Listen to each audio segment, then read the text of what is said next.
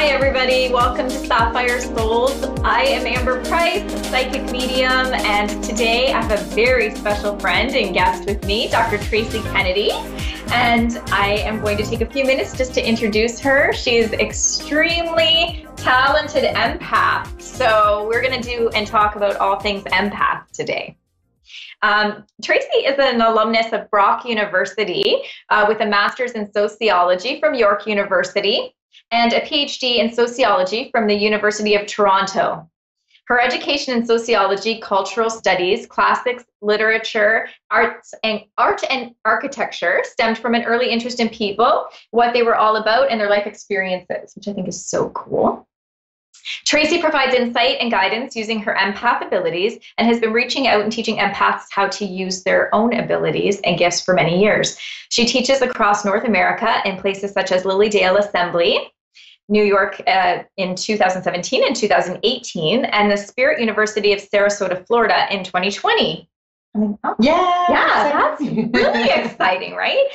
Tracy was given a Women of Wisdom Award by Spiritual Niagara in 2019 for the knowledge and insight she shares with the Niagara community.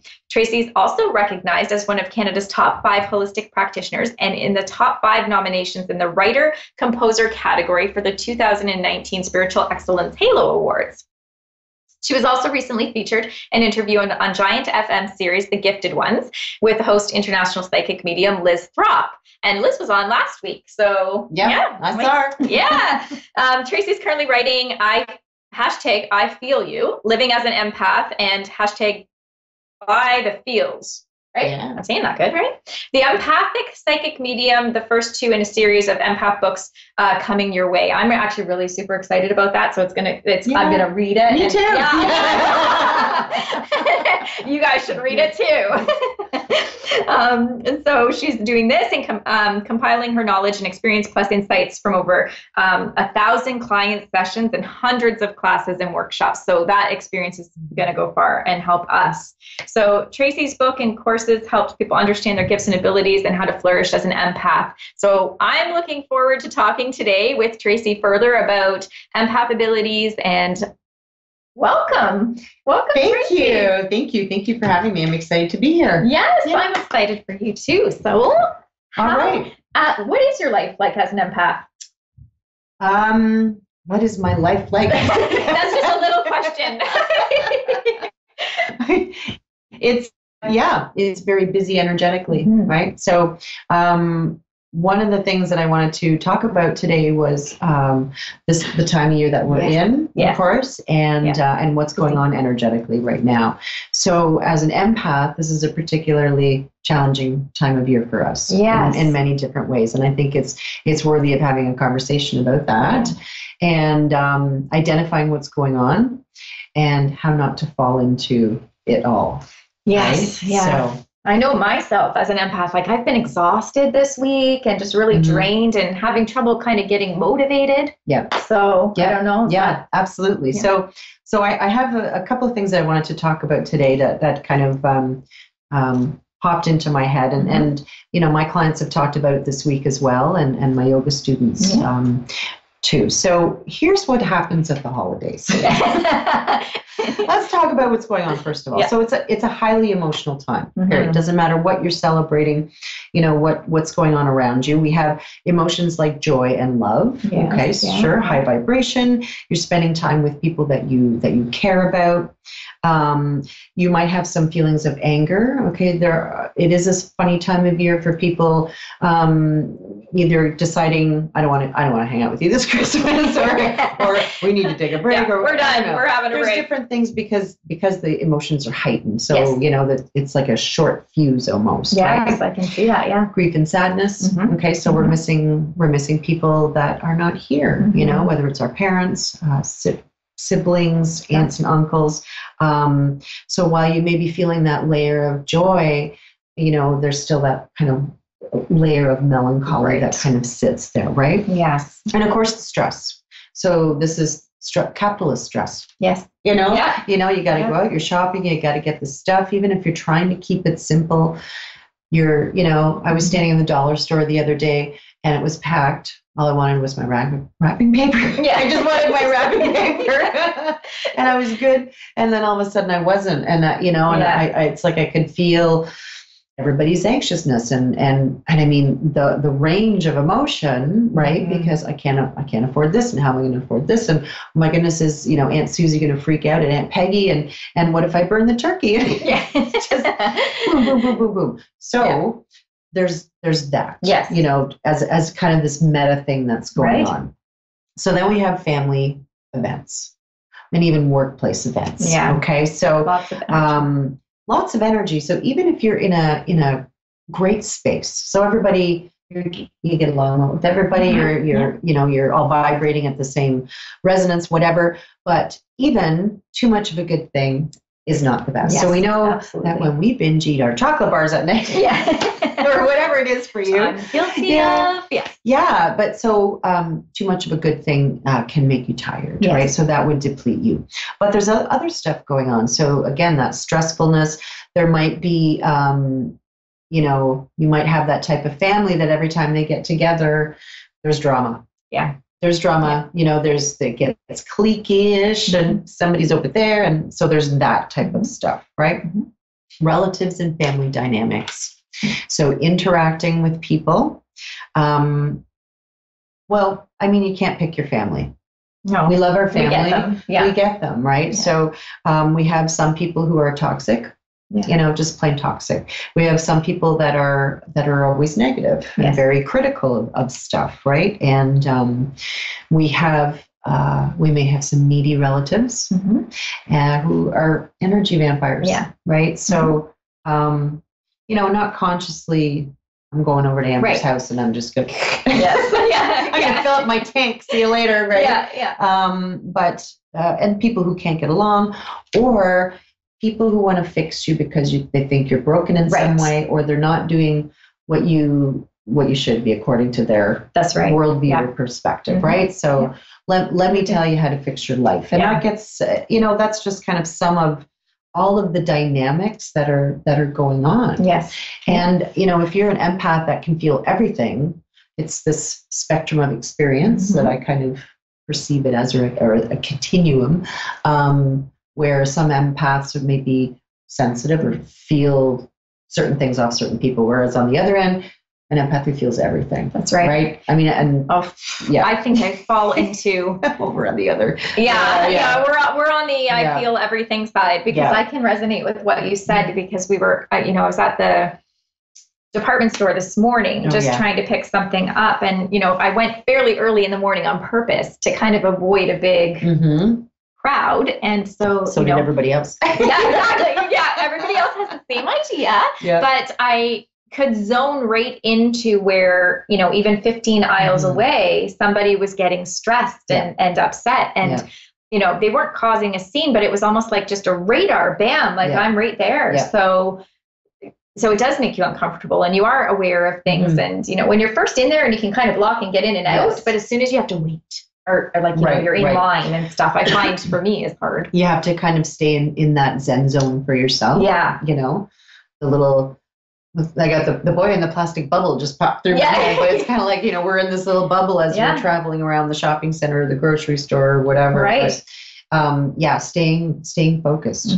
Right. Yeah. So as soon as we kind of go into that little bit of la space, either that's when all the dead people show up for me, but it's like, they're in my car, get out of my car, I was only tuned out at the light for like 2 seconds. Yeah, exactly. But, you kind of, you lose yourself for that moment. You do. Right. Yeah. And so, drifting. And because we experience other people's emotions like they are our own, a lot of times when we are at these family gatherings and doing even our own family stuff, we might not even be experiencing the moment, the evening, all of it through our own stuff. It's a good point. Yeah. I remember when I was really young, and I was excited about Christmas, but there was always some underlying melancholy, I think is the word I want to, and now as an adult and now as an empath, and understanding what emotions my family members were carrying at that time,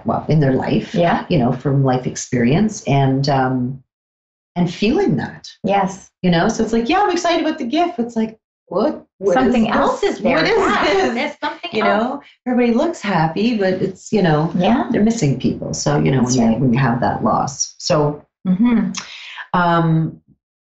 any other things that you think that would be going on for an empath that's happened to you that I haven't covered? I resonate with all of that. And, one of the things when you were mentioning about how, as a kid and you were connecting to the feeling of the holiday, I myself had trouble dressing up. So, I was very fortunate and we were able to, I always had nice dresses and stuff. And my parents used to dress me up. But I remember like feeling overwhelmed to the point where I was like, I put on my little leotards and my dress, but I was like, it was kind of a joke because I would be taking it off before I even got to the person's house. Right. Like, because, as a kid, all I kept thinking was, this means if I'm dressed like this, that there's lots of energy, that there's, something to be excited about. And so even to this day, sometimes I ground myself by, having to wear my yoga pants or wear,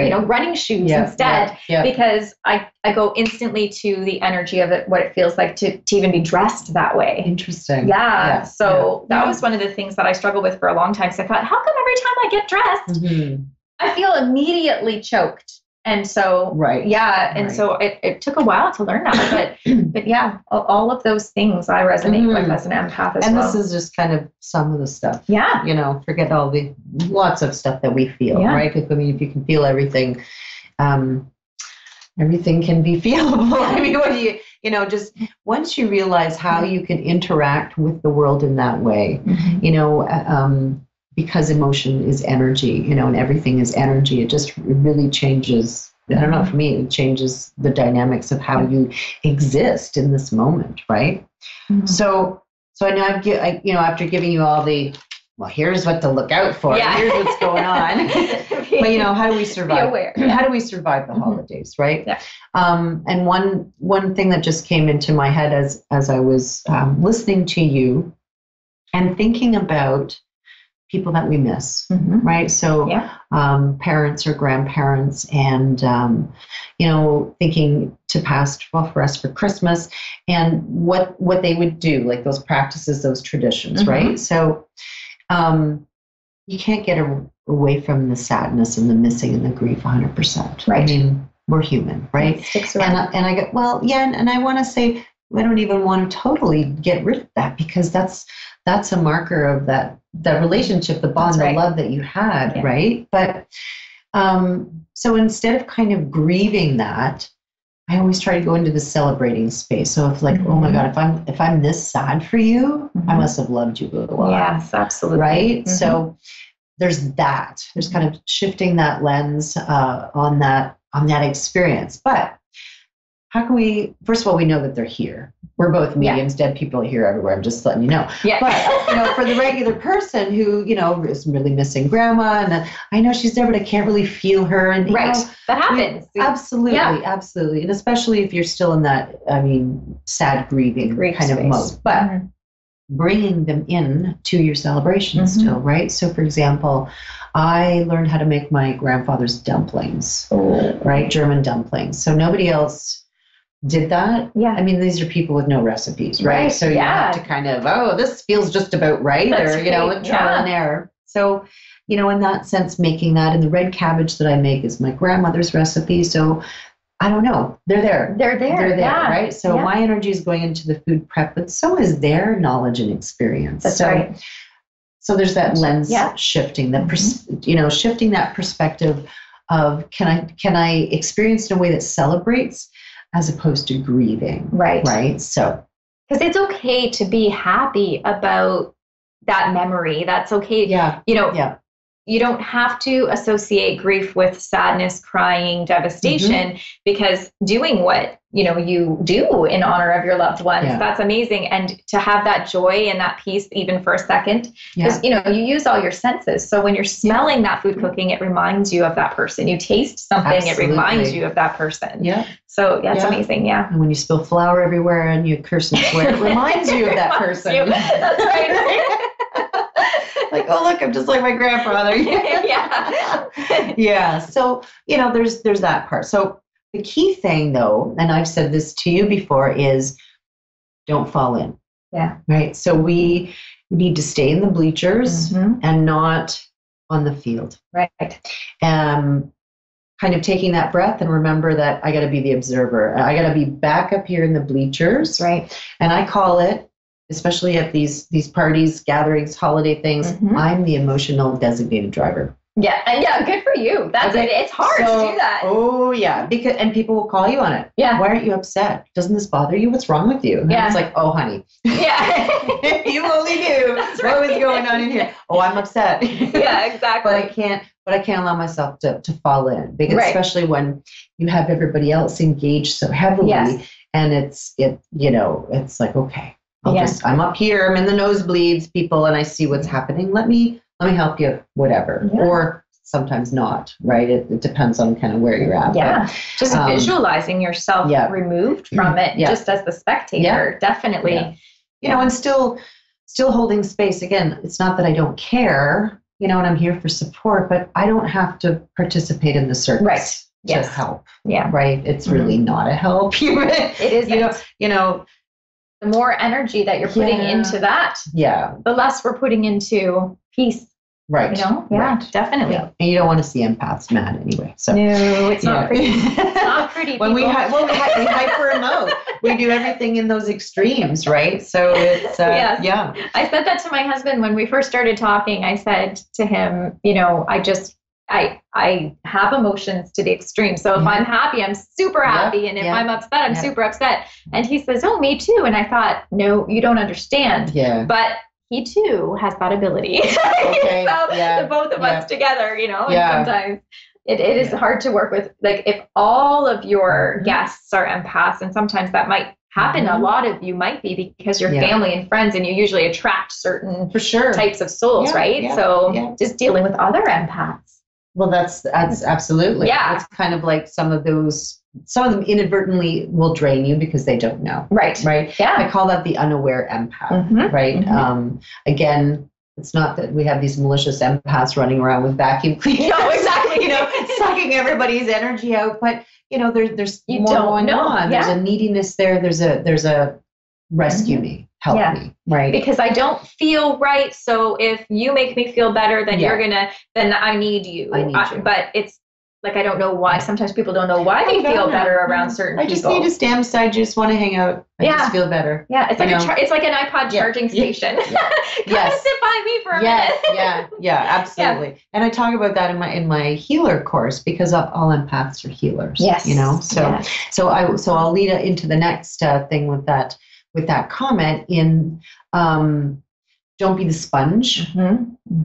And this is something you and I have talked about. Yeah. Do the Care Bear stare instead. Oh, I love the Care Bear stare. We want to be exuding outwards. Like pushing it out. Yeah. Energy outwards. And however people visualize that or feel that. So maybe it's exuding, you're emanating it, or love lasers or whatever. But if you just have this feeling that you're generating outwards, preferably high vibration energy. Yes.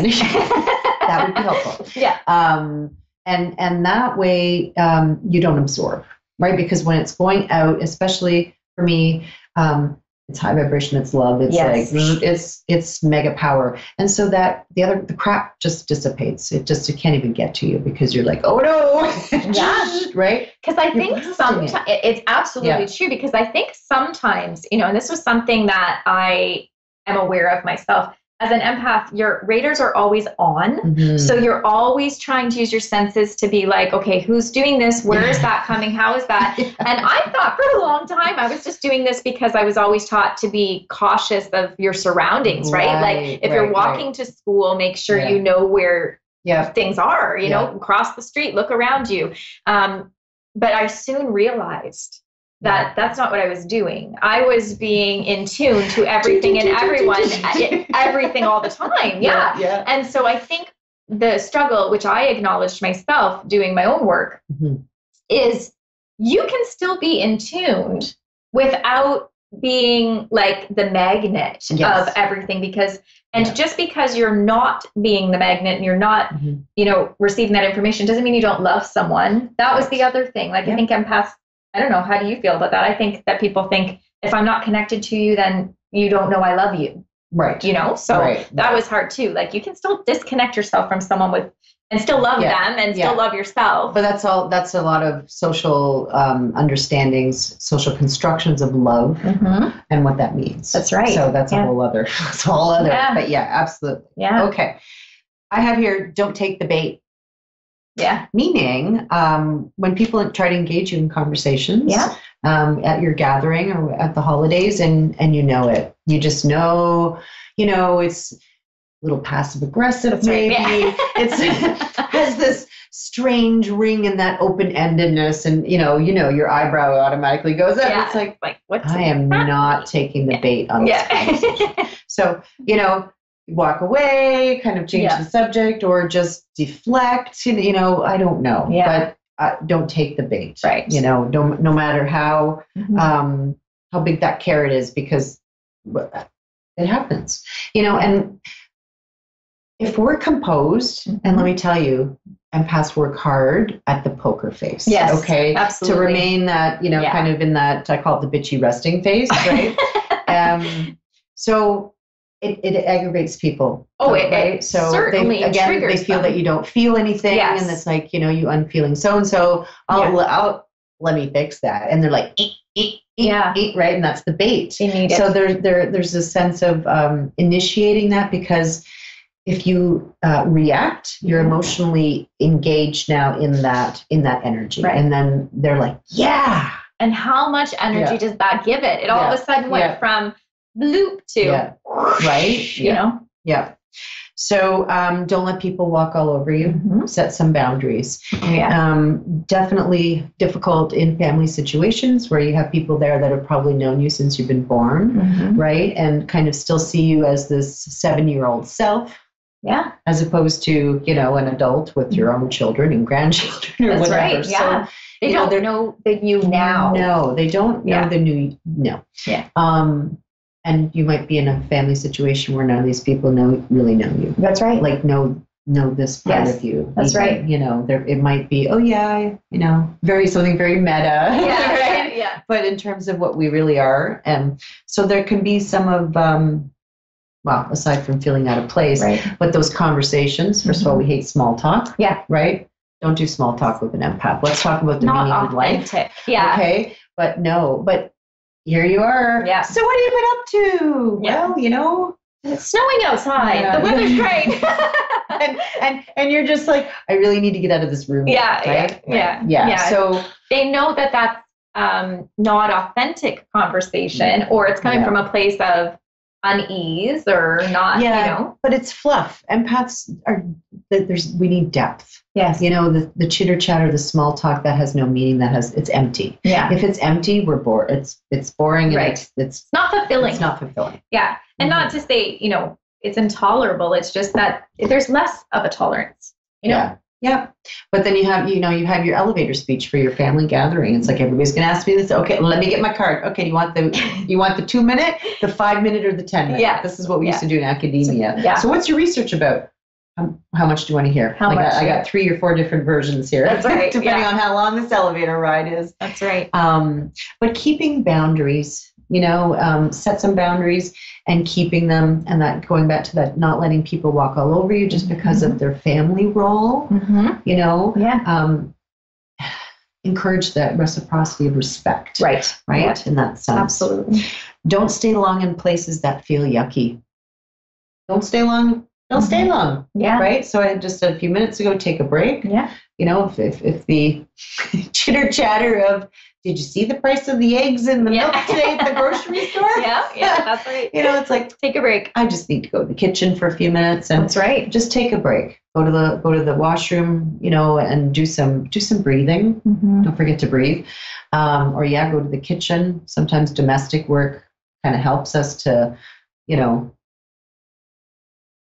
I don't know, puts us back into a zone of, I'm out of that conversation. So it really does. It helps reset. Like, even in between sessions, I'll go and, wash a couple dishes or, sweep the floor and stuff. Yeah. It definitely helps you focus on, I think so. grounding or clearing the energy, On us, switching. Refocusing totally on yourself. Yeah, change your action will change your emotion. Yeah, and don't worry about if you need to leave early, leave early. Yeah. I think it's great that you were able to share all of these things with us today, because I think, we are focusing on holidays because it is a crazy time of the year for people, but these are really great tips for any time of the year. So, think and look inward and really kind of identify. And you already know, if you're listening to this, you're an empath, or you've got some traits that you're acknowledging or resonating with. So we hope that you will read Tracy's book, and she'll have it done for us soon so that we can all read it and enjoy. And so also, Tracy, do you want to tell us what your website is so that people can check you out? I was just thinking that. Oh my goodness, we're psychic. So tracykennedy.ca is my website, or empath.ca, which I'm updating right now. It's on my list of stuff to do. You can also find me on Facebook. The Spiritual Spa is in Niagara Falls. Yeah. Okay, that's another website. Thank you so much for having me. That's great. Thank you very much. See you next time. Thanks, Tracy. Yeah.